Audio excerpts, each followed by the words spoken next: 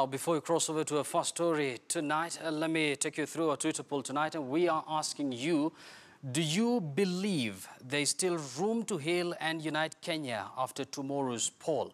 Do you believe there is still room to heal and unite Kenya after tomorrow's poll? A poll where the opposition says they're going to boycott, but the Jubilee Party insists that the election will continue. So we would like to hear your view. You know, our Twitter handle is at KTN News. You can as well tweet me at Yusuf Ibra. Remember to use the hashtag Kivumbi2017 because it's right here that we will continue giving you rolling coverage of the current political situation in Kenya. Now, we begin with our top story tonight, and naturally, we want to begin with the developments from right here at home. And the opposition NASA this evening made the major announcement that the coalition has now been transformed into a resistance movement to push for electoral justice in Kenya.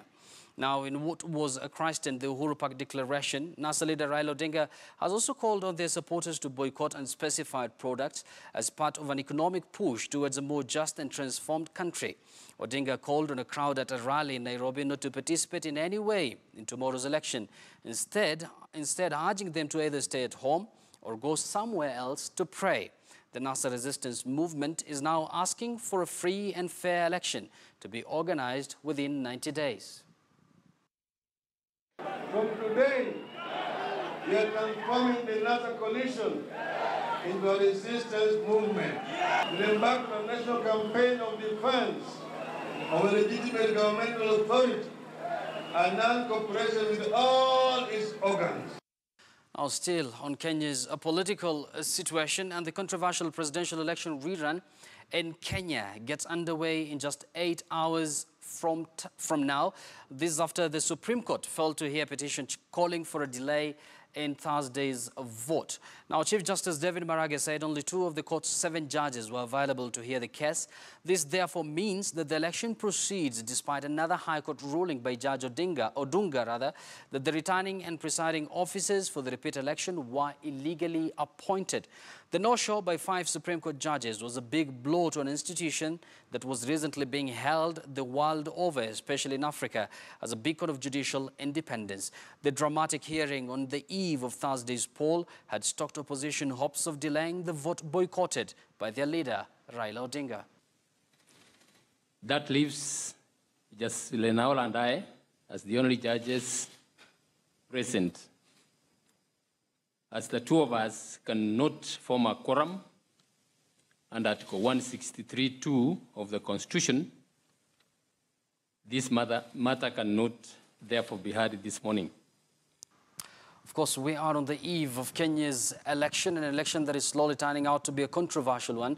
We just have less than 8 hours before the polls open tomorrow morning. And I'm sure you'll like to hear what the diaspora is saying about the current situation in Kenya and Kenyans living in the diaspora. Of course, are keenly following events leading up to tomorrow's presidential election. One of them is South African-based Don and constitutional law expert, Professor Shadrach Guto. And here are his thoughts. Let's listen in.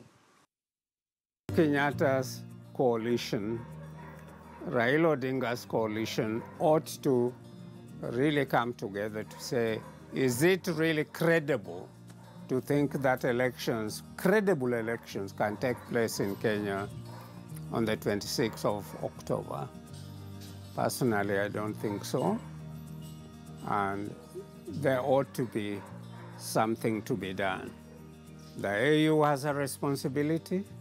The East African community has a responsibility.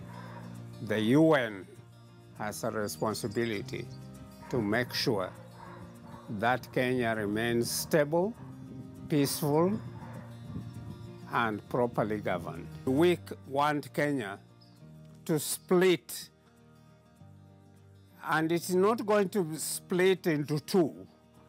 In my view, it may split into many parts, and that will be the end of Kenya. It will be the western part, the Rift Valley and Central Province, which used to be Central Province, the eastern part and northern part of the country, and then the coastal region. So Kenya is not very stable, and you need leadership elected that people can trust and indicate that they will accept what is happening. What does that require, in my view? It requires educating the public, the voters, about the responsibility they hold when they go to the election of the president.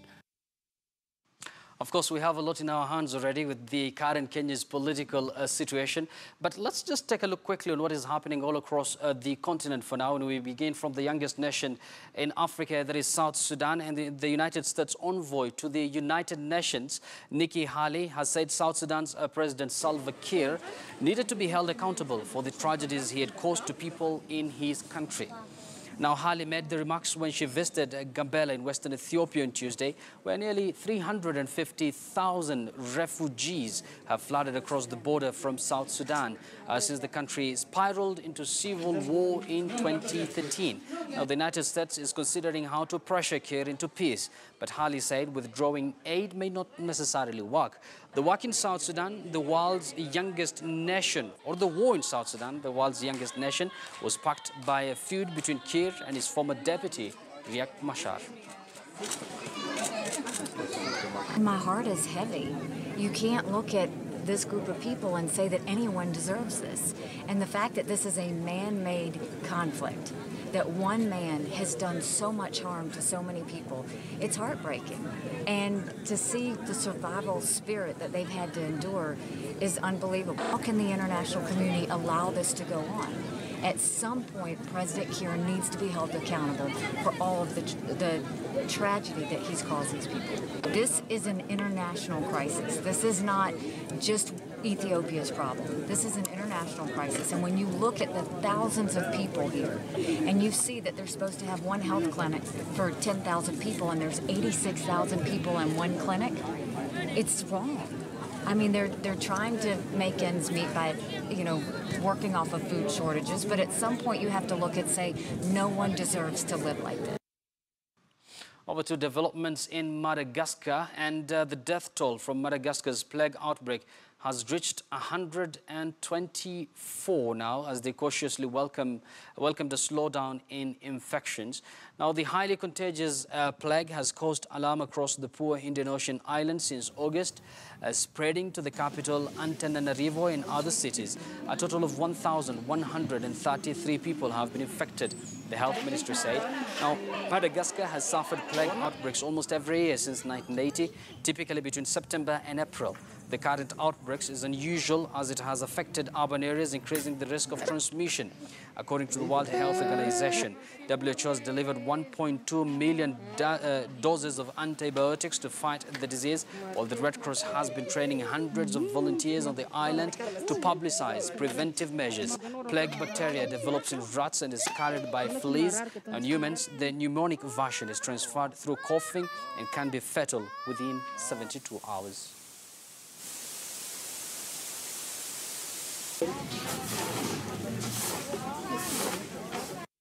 Now, over to the south of the continent, and South African President Jacob Zuma has asked the High Court to reject a call by an anti-corruption watchdog for an official inquiry into alleged influence peddling in his government. Now, a report a year ago by South Africa's anti-graft agency known as Public Protector recommended a judicial probe be held to look into allegations of systematic corruption by Zuma, some of his ministers and heads of state-owned companies. Now, Zuma's lawyer, Ishmael Semenya, questioned the right of the report's author, that is Thuli Mandosela, former head of anti-graft agency known as Public Protector, to call for a judicial inquiry, saying remedial action should be made after the report is sent back to the watchdog for further investigations. The 75-year-old Zuma, whose rule has long been dogged by scandal, previously described the state of capture report as, quote-unquote, unfair in Parliament and denied the accusations. The President has said we have decided to appoint a commission of inquiry. And then they say that very conduct preempted the President's right to have this review. But surely that can be correct. It is obvious that the commission of inquiry the President wants to appoint or have decided to appoint is not one dictated by the public protector. It is not the one where the remedial action says must be presided by a judge solely selected by the Chief Justice. It's quite clear in this case that the public protector has devised not only a remedial measure that requires the president to fulfill his constitutional responsibility, but also identified aspects of investigation that the Commission has to undertake. Over to the west of the continent and in Nigeria, the first daughter of a pilot from Abia State in southeast Nigeria, Nena Elendukuje, never faced disadvantages for being a woman until she entered politics 10 years ago. Now in her 3 consecutive terms as Member of Parliament for Bende constituency in Nigeria, she has experienced discrimination, sexual innuendos, physical threats and insubordination, mainly from male colleagues. But each time, she fought back. Here's her story. I just didn't feel that my voice was represented in the kind of laws that were passed. I didn't think that my demographic ever showed up on the radar. At the time, I was a double minority, I was young, and I was a woman. In Nigeria, the political space, it's a space that is fraught with so much violence. It's a space where you're discriminated against. Every week, new dirt is thrown at you. I think what makes it even more difficult is the fact that you're constantly justifying your existence on the political scene. As a woman in parliament, to get gender-based legislations passed, you have to be extremely innovative. We had to rejig the name of that to the VAP bill, Violence Against Persons Bill, because we realized that if it was the Violence Against Women's bill, it would not scale through. So with regards to delivering on the work that you're supposed to do, we absolutely meet the numbers.